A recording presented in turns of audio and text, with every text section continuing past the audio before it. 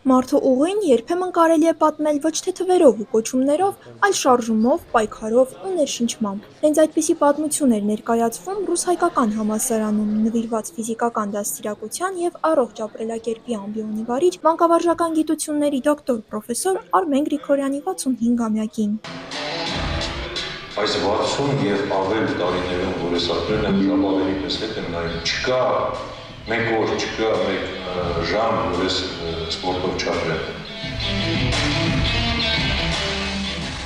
Սպորտի ազնվական ֆիլմը ներկայացնում է մի կյանքի պատմություն, որը պատմում է նրա անցած ուղու, նվիրումի ու արժեքների մասին։ Ցուցադրությանը ներկա էին պրոֆեսոր Գրիգորյանի գործընկերները, ընկերները, համալսարանի ռեկտոր Էդվարդ Սանդոյանը և հյուրերը, որոնց թվում էր նաև ՀՀԿԳՄՍ նախարարության սպորտային և վարժության քաղաքականության, մշակման և վերլուծության բաժնի ղեկավար Արտուր Սեթրակյանը։